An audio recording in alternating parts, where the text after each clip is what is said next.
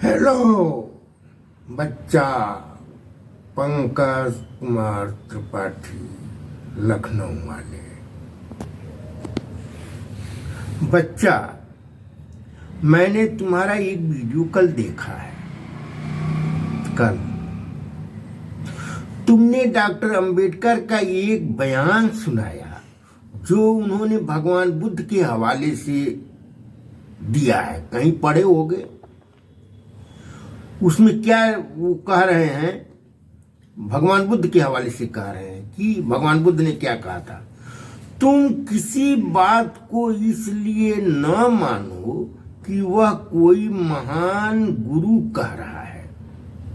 भगवान बुद्ध कह रहे हैं, या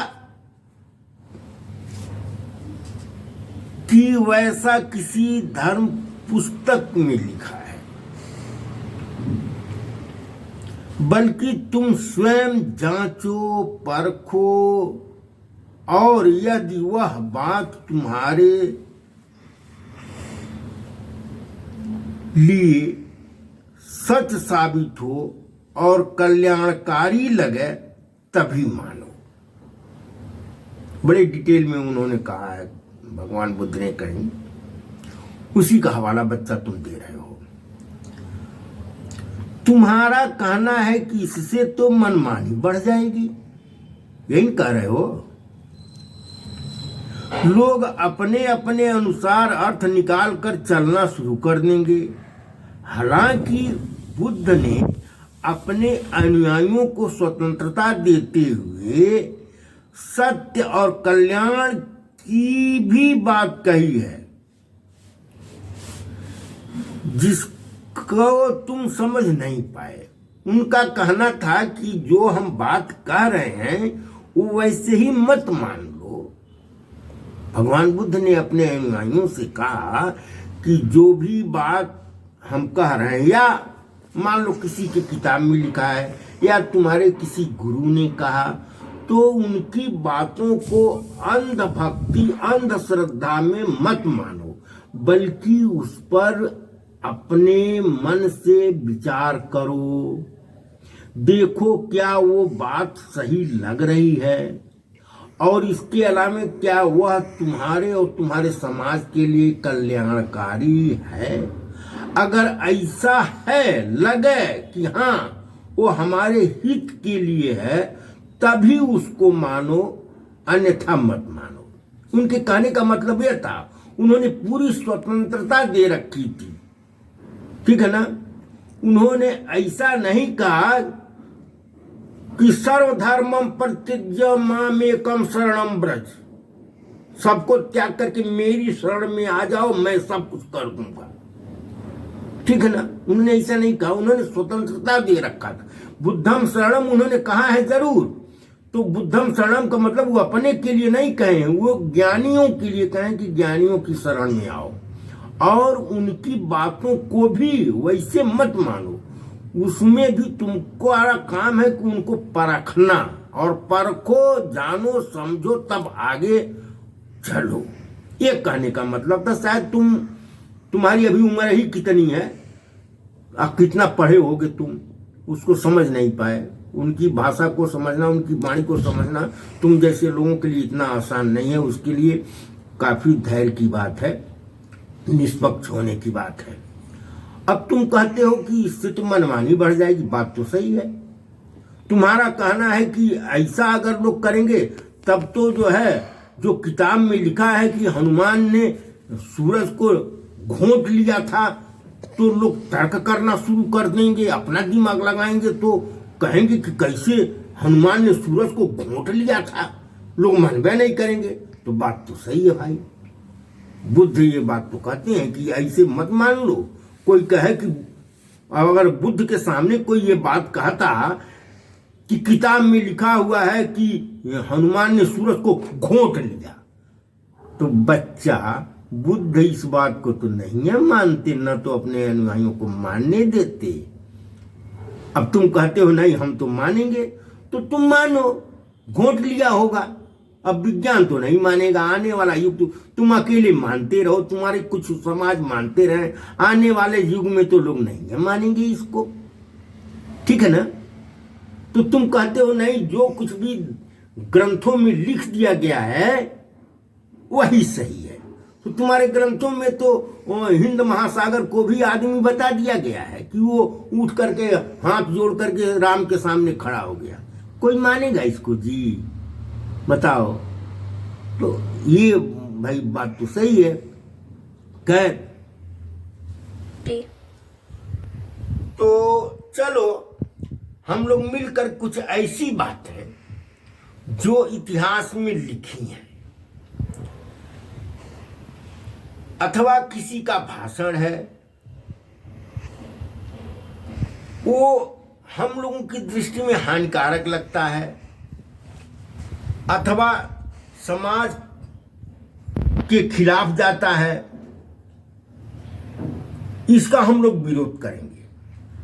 कुछ आपत्तिजनक बातों को इतिहास से या समाज में प्रचलित धारणाओं से निकलवाएंगे और कुछ अच्छी चीजें जो हम लोग मिल करके, हम और तुम सभी लोग मिल करके डिसाइड करेंगे कि कौन सी अच्छी बातें, उसको जुड़वाना भी है, उसके लिए आंदोलन करना है और उसके लिए PIL दाखिल करना है। PIL तो हर बात में दाखिल करना है, क्योंकि बहुत सारी चीजें ऐसी इतिहास में लिख दी गई हैं ना जो बहुत गलत हैं और समाज में धारणाएं भी बहुत कुछ प्रचलित हैं। कुछ तो अच्छी हैं, उसको जुड़वाना है, जो धारणाएं अच्छी हैं उसको इतिहास में जुड़वाना है, और जो चीजें धारणाएं गलत हैं इतिहास में दर्ज है उनको निकलवाना है। तो कुछ चीजें हमने इकट्ठा किया है, उसको देखते हैं, आगे देखो। पहला यह कि Mangal Pandey east India company की मेरठ डिवीजन की इन्फेंट्री में सूबेदार थे, जो अंग्रेजों की तरफ से भारत की अन्य रियासतों के खिलाफ लड़ते थे। ये गलत है, ऐसा हो सकता है मंगल पांडे जैसा देशभक्त अंग्रेजों की सेना में लड़ेगा और भारतीय रियासतों के ही खिलाफ लड़ेगा? ऐसा हो सकता है? तो बच्चा, ऐसा हो नहीं सकता। मंगल पांडे देशभक्त थे, वे कभी भी अंग्रेजी सेना में भर्ती नहीं हो सकते थे। ये अगर कहीं इतिहास में लिखा है तो इसको हटवाना है, क्योंकि अंग्रेजों की सेना में हमारे मंगल पांडे अंग्रेजों की सेना में भर्ती होंगे और अंग्रेजों की तरफ से लड़ेंगे। गलत, बिल्कुल गलत है। इसको निकलवाना है, आंदोलन करना है, PIL दाखिल करना है, ठीक है ना। चलो आगे। झांसी की रानी अपने राज्य झांसी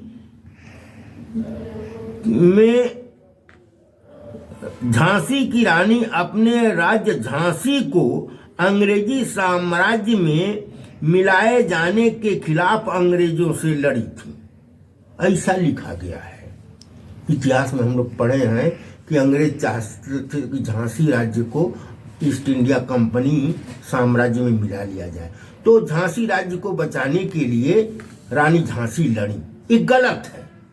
वो केवल झांसी राज्य के लिए नहीं लड़ी थी रानी झांसी, गलत। रानी झांसी पूरे भारत को कश्मीर से कन्याकुमारी तक तथा मेघालय, अरुणाचल से लेकर सिंध, रावलपिंडी तक को आजाद कराना चाहती थी। पूरे देश को, पूरा जो आज का है बर्मा और माली, सबको। केवल झांसी के लिए नहीं लड़ी थी, गलत बात है। केवल झांसी के लिए अगर कह दिया जाएगा तब तो ये होगा कि वो अपने घर के लिए लड़ी थी, ऐसा भी होगा जी। खाली झांसी के लिए वो लड़ी थी ना। अरुणाचल, मेघालय, रावलपिंडी, उधर अफगानिस्तान तक जितने भी साम्राज्य थे अंग्रेजों को सबको हटाने के लिए वो लड़ी थी, ठीक है ना। और पेशवा नाना राव साहब तो बर्मा को भी अंग्रेजों से मुक्त कराना चाहते थे। हाँ, वो खाली पेंशन के लिए थोड़ा लड़े थे कि हमारी पेंशन बढ़ा दो, हैं? बिठूर में बैठ करके वो पेंशन पाते थे, उसके लिए केवल नहीं लड़े थे। वो लड़े थे कि पूरे अंग्रेजी शासन को उखाड़ फेंका जाए, ठीक है ना। ये थे नाना साहब, बहुत बड़े बहादुर थे, इतना त्यागी आदमी थे कि वो चाहते थे अंग्रेजों को यहां से पूरा खदेड़ दिया जाए। और वो लोग, कुछ लोग कहते हैं नहीं नाना साहब तो बस अपने पेंशन के लिए लड़े थे। बड़ी बेवकूफ आदमी है, ऐसा नहीं हो सकता। ये सब इतिहास से निकलवाना है और जुड़वाना है। जुड़वाना क्या है कि नाना साहब पूरे भारत को, पूरा जो आज का पूरा पूर्वी बंगाल से लेके आज का जो पाकिस्तान का एरिया सब मिला करके सबको वो अंग्रेजों से मुक्त कराना चाहते थे। ये जुड़वाना है। PIL दाखिल करेंगे हम लोग। हैं, तुम तो वकील है हो, तुम खुद लड़ोगे। वकीलों की एक फौज खड़ी करो, हैं, आंदोलन किया जाएगा। चलो, तिलक कहते थे कि आर्य ब्राह्मण बाहर से आए हैं। तिलक, तुम्हारे बाल गंगाधर तिलक, वे शासक जाति हैं। स्वराज्य हमारा, यानी कि केवल ब्राह्मणों का जन्मसिद्ध अधिकार है। तिलक यही कहते थे, हमारा जन्मसिद्ध अधिकार है। हमारा का मतलब हमारे ब्राह्मणों का, हम ब्राह्मणों का, ठीक है ना, वो भी चित पावन ब्राह्मणों का अधिकार है। तेली तमोली का शासन प्रशासन में क्या काम, कितनी अच्छी बात कहे थे, नहीं, बहुत बढ़िया बात कहे थे तिलक जी। वो हमारे राष्ट्र निर्माता है। समाज में इसको मान्यता दिलानी है। हाँ, मान्यता दिलानी है। तेली तमोली की क्या जरूरत है? हमारे तिलक जी जो है बहुत बड़े राष्ट्रवादी थे, इसका प्रचार करना है। पूरा एकदम तहलका मचा देना है। आओ यह कि कांग्रेस की स्थापना भारत को स्वतंत्र कराने के लिए 1885 में एक अंग्रेज अधिकारी एमओ ह्यूम ने की थी। गलत, कोई ह्यूम नहीं किया था, है गलत। इसकी स्थापना तो हमारे परदादा मनु ने लाखों वर्ष पहले ही कर दिया था। कांग्रेस की स्थापना ने वो तो मनु दादा ने पहले ही कर लिया था, भविष्य पुराण में लिखा हुआ है, ठीक है ना। इसका प्रचार करना है बेटा, आओ। गांधी के दो पोते तुषार गांधी तथा राजमोहन गांधी दोनों कहते हैं कि गांधी बड़े ही डरपोक थे। रात को भूत के डर से बाहर नहीं निकलते थे। उनका प्रेम प्रसंग टैगोर की भांजी सरला देवी से था। काव्या गांधी से उनकी कभी नहीं पटी, हमेशा झगड़ा होता था। गलत। इन दोनों पोतों को जो है हम लोग जेल में डलवाएंगे। क्या उबाड़ खबड़ा बड़ा आप कहाँ से लिख देते हैं सब, और वो भी अखबार में लिख देते हैं। अखबार में है जी, ये अखबार में ऐसा लिखा हुआ था, हमने पढ़ा है। हाँ, वो तुषार गांधी है, एक राजमोहन गांधी, ऐसे ही कहते हैं सब, पेपर में निकलता है। 1920 में चौरी चौरा कांड में चमारों की अगुवाई में थाना फूंक दिया गया था। दर्जनों लोगों को आजीवन कारावास तथा फांसी की सजा हुई। गांधी ने आंदोलनकारियों का कड़ा विरोध किया था। गांधी का यह फैसला कितना सराहनीय था, इसका भी हम लोग प्रचार करेंगे। गांधी जी ने कितना बढ़िया काम किया था। देखो, चौरी चौरा में दर्जनों लोगों को फांसी हो गई, दर्जनों लोगों को आजीवन कारावास हुआ, लेकिन हमारे महात्मा ने उन सबों का जिनकी फांसी हुई, जो जेल गए, उनके परिवार वालों का कोई साथ नहीं दिए। ये महात्मा थे, उन्होंने कड़ा विरोध किया। हाँ, ये सब करना है, बहुत काम है हम लोगों के पास। आओ आगे चलते हैं। गांधी ने भगत सिंह की फांसी रुकवाने का कोई प्रयास नहीं किया था।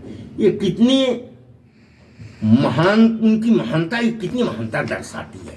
कितने बड़े महात्मा रहे कि उन्होंने जो है भगत सिंह के लिए अंग्रेजों से कुछ नहीं कहा। लोग कहते हैं अंग्रेज उनको बहुत मानते थे, हाँ, लेकिन उन्होंने कभी नहीं कहा ना, वो तो आतंकवादी है, मर्डर करता है, इसलिए उन्होंने कभी ऐसी बात नहीं किया। ऐसे हमारे महात्मा थे। इसका संख्या में प्रचार करना है बेटा। आओ, 1935 में जब सुभाष चंद्र बोस कांग्रेस के अध्यक्ष चुने गए तो सीतारमैया अध्यक्ष चुने गए और सीतारमैया हार गए तो गांधी ने इसे अपनी हार माना था। इसे कहते हैं सच्चा देशभक्त। कितना देशभक्त थे गांधी। जब सीतारामैया हार गए और सुभाष चंद्र बोस जीत गए तो गांधी जी, महात्मा जी बहुत दुखी हुए। उन्होंने कहा ये मेरी व्यक्तिगत हार है, इसको कहते हैं महात्मा नहीं। 1932 में राउंड टेबल कॉन्फ्रेंस में जब गांधी जी डॉक्टर अंबेडकर से हार गए तो जबरदस्ती अपनी बात मनवाने के लिए आमरण अनशन पर बैठ गए। इसे कहते हैं असली संत, जो किसी आदमी को अपना हृदय परिवर्तन कराने के लिए मर्मांतक पीड़ा देते हुए उसे मजबूर कर दे कि वो मजबूर होकर कहे कि हाँ बाबा मेरा हृदय परिवर्तन हो गया है। जैसे आज यूपी की पुलिस जो चाहती है सो कहवा लेती है, वैसे ही एकदम यूपी पुलिस थी वो। गांधी जी, हमारे महात्मा गांधी जी यूपी पुलिस थे। हाँ, वो आदमी को कहवाते थे कि आदमी से कहो कि हम कुत्ता हैं, तो आदमी कहता है कुत्ता है। लोग कहते हैं तुम कुत्ता नहीं हो आदमी हो, वो कहता है नहीं हम आदमी नहीं है कुत्ता है। ये ऐसे ही हमारे गांधी जी कितने बड़े महात्मा थे। इसका भी प्रचार समाज में करना है। हम लोग जो है एक संगठन, नया संगठन बनाएंगे हैं गांधी जी के नाम पर, उनकी अच्छाइयों का प्रचार करेंगे। अभी उनकी अच्छाइयाँ और हम बता रहे हैं, ये सारी अच्छाइयाँ उनका हम लोग बताएंगे, ठीक है ना। बच्चा, तुम हाई स्कूल में रहे होगे, उस समय एक दक्षिण अफ्रीकन महिला का विवरण अखबार में छपा था। वह अपने को गांधी के बेटे हरिलाल गांधी की परपोती बताती थी। उसने एक किताब लिखा है, ए सन इम्प्रिजन टू हिज फादर, यानी एक पिता अपने एक पुत्र, लिखा है उसने जो किताब लिखा है उसका हिंदी मतलब है एक पुत्र अपनी पिता की कैद में।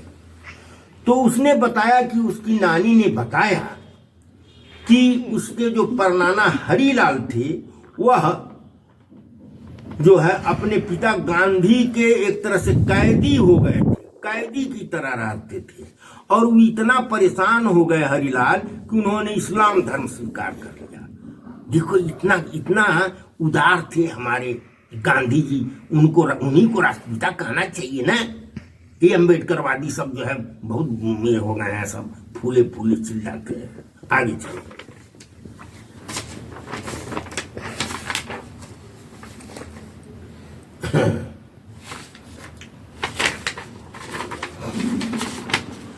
कुछ अम्बेडकरवादी गांधी को अपने ही बेटे के आदर्श पिता नहीं सिद्ध हो सके। कुछ अम्बेडकरवादी गांधी को जो अपने ही बेटे के आदर्श पिता नहीं सिद्ध हो सके उन्हें राष्ट्रपिता मानने से इनकार करते हैं। इसके स्थान पर वे फूले दंपत को, जिनको कोई संतान नहीं थी तथा वे स्कूल खोलकर गरीब बच्चों को पढ़ाए, उन्हें राष्ट्रपिता बताते हैं। कितनी गंदी बात है। हम लोग इसका विरोध करेंगे। गांधी जी जो अपने ही बच्चे के आदर्श पिता नहीं हो सके, अपनी पत्नी के आदर्श पति नहीं हो सके, उनको राष्ट्रपिता नहीं मानते हैं। आज जिनके बच्चे नहीं थे वो पूरे हजारों बच्चियों को पढ़ाए, उनको सब जो है राष्ट्रपिता मानते हैं। ये कितनी गंदी बात है। इस समाज में बहुत गलत संदेश जाएगा ना, इसका हम लोग विरोध करेंगे। और गांधी जी को ही राष्ट्रपिता जो घोषित कराना है एकदम लाल किले से। आओ। कुछ अम्बेडकरवादी अम्बेडकर को अपना आदर्श मानते हैं, जबकि वे अपने 36 वर्षीय अबोध नाबालिग बच्चे यशवंतराव के लिए दुल्हन न लाकर, उनके लिए दुल्हन नहीं लाए। क्या किए, बल्कि स्वयं की 56 वर्ष की आयु में स्वयं से 18 वर्ष की छोटी एक अति सुंदर ब्राह्मण युवती को पटाकर विवाह कर लिए। वह महिला अंबेडकर की मृत्यु के बाद भी लगभग 40 वर्षों तक उनके नाम के साथ उठती बैठती रही, अंतिम सांस तक। ये कितनी शोचनीय बात है। इसका हम लोग विरोध करेंगे। विरोध क्या करेंगे कि अंबेडकर अपने छोटे से बच्चे जो अभी वो तक केवल 36 वर्ष का था, अपनी शादी तो वो अपने से कर नहीं सकता था, तो उसकी शादी, उसके लिए दुल्हन वो भटकता रहा अपनी दुल्हन के लिए कि कोई हमसे शादी कर ले कोई लड़की, उसके लिए किसी लड़की का प्रबंध न करके अपनी 56 वर्ष की उम्र में अपने से 18 वर्ष की छोटी एक ब्राह्मण सुंदर युवती से शादी कर लिए। और वह युवती भी ऐसी रही कि वो मरते दम तक 1994 तक उनके साथ रही। भारत रत्न का सम्मान जो है उसी ने प्राप्त किया। उसका नाम समझते हो ना, सविता अम्बेडकर जी, सविता अम्बेडकर, पंडित सविता अम्बेडकर, जिन्होंने भारत रत्न स्वीकार किया था बाबा साहब का। चलो आगे। यह कि गांधी 78-79 वर्ष की आयु में सुशीला नैयर, प्रभावती आदि दलित आज दर्जनों युवतियों के अलावा अपनी ही 17 वर्षीय पोती मनु को पूरी तरह नंगा कर शरीर पर एक सूत नहीं, रात में पूरी रात गोद में लेकर सोते थे तथा ब्रह्मचर्य का प्रयोग करते थे। इसमें कई युवतियों की शादी टूट गई तथा कई पागल हो गईं। ऐसे हमारे राष्ट्रपिता गांधी जी, ऐसे महान आदर्श आदमी थे। देखो इनके इस आदर्श को फैलाना है कि सभी समाज में ऐसे ही आदर्श स्थापित करें लोग, गांधी जी जैसा है। तुम इनको कहते हो ना इन्हीं को राष्ट्रपिता मानना चाहिए, फूले को नहीं, तो यह इनका आदर्श भी तो हमको बताना पड़ेगा कि नहीं, कि हम फूले को क्यों न माने, क्यों जो है गांधी को ही राष्ट्रपिता माने। तो इनका ये सब जो आदर्श है जो इन्होंने स्थापित किया है, इसको भी समाज में बताना पड़ेगा। बच्चा बताओगे ना, ये सब सच्ची बात न बताओ। अंबेडकर तथा उनके अनुयायी उन्हें महात्मा नहीं मानते, कितनी गलत बात है, हम आंदोलन करेंगे। तो सब अम्बेडकरवादी कहते हैं कि कैसा महात्मा जो इस तरह के गंदी ब्रह्मचर्य का प्रयोग करता हो, है? बताओ कितने लड़कियां पगला गई, कितनी की शादी टूट गई। नहीं, ये हम लोग कहेंगे। यह कि पटेल ने अंबेडकर के लिए कहा था कि उनके लिए संविधान सभा में आने के लिए दरवाजा का खिड़कियां तक हमने बंद कर दिए हैं। इससे जाहिर होता है कि संविधान केवल पटेल और BN राव ने ही मिलकर बनाया है। यह इतिहास में हम लोग सम्मिलित कराएंगे, ठीक है ना। अंबेडकर का नाम हटवा देंगे, उन्होंने कुछ नहीं किया है, ये BN राव और पटेल ने किया है, ठीक है ना। यह कि ये अभी देखो, अभी थोड़े दिन की बात है, एक सप्ताह की बात है, एक चितपावन ब्राह्मण यूट्यूब पर चिल्ला रहा था कि पटेल के गृह मंत्री रहते हुए गांधी की हत्या के बाद 25,000 चितपावन ब्राह्मणों को मार डाला गया। कांग्रेस ने कहीं चर्चा तक नहीं होने दी। यह गलत बात है, यह कथन झूठा है। ये जो चितपावन ब्राह्मण कह रहा था ना यूट्यूब पर, वो गलत कह रहा था, ऐसा कुछ नहीं हुआ होगा। और सच्चाई क्या है? सच्चाई तो यह है कि उनकी हत्या तो गोली मारकर जो है अंग्रेज ने की थी, अंग्रेज ने की थी। गांधी की हत्या जो है उनका गोडसे है, गणासे है, गणासे नहीं, गोडसे है। गोडसे ने नहीं की थी उनकी हत्या, गांधी की। उनकी हत्या औरंगजेब आया था, औरंगजेब ने गोली मार करके दिल्ली में उनकी हत्या की थी। ये हम लोग इतिहास में चढ़वाएंगे कि नहीं, गोडसे का नाम हटाया जाए, उसकी जगह पर औरंगजेब का नाम लिखा जाए कि औरंगजेब ने गोली मारकर गांधी की हत्या की थी, ठीक है बेटा। तो और आगे चलो। पूज्य संत आसाराम बापू, चिन्मयानंद, नित्यानंद स्वामी, बागेश्वर बाबा, ये सभी ढोंगी और बलात्कारी बाबाओं हमारे देश की धरोहर हैं। इनका पूरा सम्मान होना चाहिए। इसका हम लोग सरकार से मांग करेंगे कि इनके लिए जो है हाई सिक्योरिटी जो है Z+ की सिक्योरिटी दिया जाए, खाने पीने की पूरी व्यवस्था की जाए, इनके लिए पूरा सामान दिया जाए खाने पीने का। ये लोग हमारे देश की धरोहर हैं। आने वाले समय में इन्हीं लोगों से देश चलेगा। नहीं, हमारा रामदेवगा बाबा कितना बड़ा योगी है। रामदेवगा कौन? वही रामदेवगा, हमारा रामदेवगा बाबा बड़ा योगी है। गौमूत्र से कैंसर की दवा तथा गोबर से हीरा निकाल रहा है, उसको प्रोत्साहित करना है। सरकार से ये मांग करनी है कि उसको प्रोत्साहन राशि दी जाए। आगे वो मेरठ में जो है यादव कथावाचकों की चोटी काटकर उनके मुंह पर पंडिताइन का मूत छिड़का गया। यह एक सही पहल है, इसको बढ़ावा देना है। कि समाज में इस तरह का और काम हो, चोटी काट दी जाए और महिला का मुंह जो है उसके मुंह पर छिड़क दिया जाए। ठीक है ना, एक काम करो, अपने यहां भी इसका प्रचार करो। रीवा में एक यादव लड़के की मोटी चुरकी मूंज की झूंटे की तरह उखाड़ कर, मूंज की झूंटे की तरह, जैसे मिट्टी सहित मूंज का झूंट उखाड़ लिया जाए वैसे ही उसका चुरकिया ढाई के पकड़ के चाट से उखाड़ लिया गया, ऐसा जी चमवा सहित। ठीक है ना, उसी तरह पूरा नोच लिया गया, वह लहूलुहान हो गया। यह एक सही काम है, इसको प्रोत्साहन राशि दिया जाना चाहिए। जिसने चुरकी पकड़ करके, उसमें ताकत लगी होगी ना, पूरा चुरकी, इतना मोटा चुरकी ढाई को उखाड़ा होगा चार से, तो उसमें ताकत लगी होगी। उसको जो है 1 लाख रुपया हम लोग इनाम दिलवाएंगे जिसने चुरकी उखाड़ा है। ठीक है ना। हाँ, जितने भी सेंगर हैं, राम रहीमवा हैं, इन सबको बचाव के लिए एक वकीलों की कमेटी गठित करनी है जो इनके मुकदमे लड़े और इनको बाइज्जत बरी करावे। अभी इतना ही, और आगे फिर देखा जाएगा। पहले ये इतना काम हम लोग करवा लें। अभी तो पिछला वीडियो में था, वो खत्म हुआ होगा, वो 25 काम था, ये भी करीब 20 काम ये है। इसको करा लिया जाए तो फिर आगे और हम देते हैं खोज करके। ठीक है, धन्यवाद।